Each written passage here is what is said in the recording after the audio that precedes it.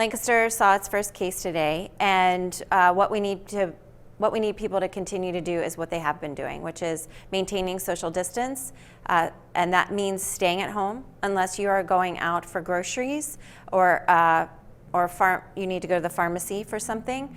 It does not mean visiting friends. It does not mean getting together socially. It means staying home, and that social distance is more important than ever as we move through these next days, because this is all about minimizing the impact of COVID on our healthcare facilities, so that the very sickest of people who do contract COVID-19 are able to get the care that they need.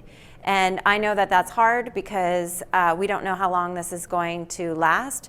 But the social distancing and all of the other things that people have been talking about ad nauseum, hand washing for 20 seconds, doing it frequently, regularly, and making sure you're cleaning surfaces around your house and high touch areas, and just maintaining a level of cleanliness is super, super important. People should keep doing what they're doing, and if you're not doing it, you should absolutely start doing it now. And you talked about not overwhelming the healthcare system. The first confirmed case is in LGH, and people have been asking, why aren't we using St. Joe's? Can you speak a little bit more to that question? Yes, the facility at 250 College Avenue that was UPMC now owns is empty. It is vacant. There is nothing left in that building. To get a building ready to go not only requires the equipment to be reassembled, but more than that, and the more difficult challenge is staffing.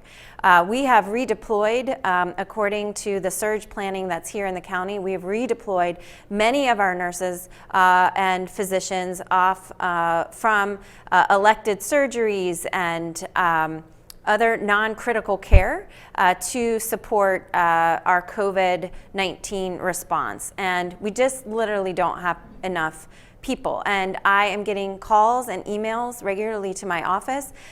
It is obvious, just like it's obvious to everybody else, that this hospital building is sitting empty and it might be a resource.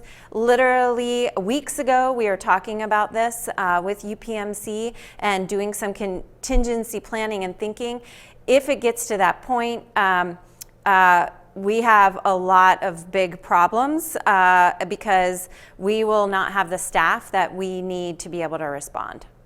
What is Lancaster County doing to kind of help people that might be nervous about the virus affecting their daily lives, their jobs, their housing situation? So right now, it is normal to be nervous and have anxiety. And I think that we need to just acknowledge that this is going to be a very difficult time for our residents, our community, our friends, our neighbors, our families, as we figure this out. We are in uncharted territory.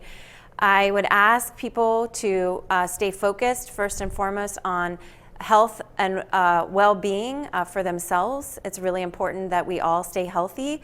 It is also really important that we consider the health of other people, which is why social distancing is so important. We are waiting on the federal and state aid packages, of which there are a number that are being discussed to help individuals at this time. I would encourage people that if they need food, there is food that is available in our community, and to contact, use the 211 number to contact and get resources. If you have concerns about housing, I would first ask to speak with your landlord and to see if there's accommodations that can be made.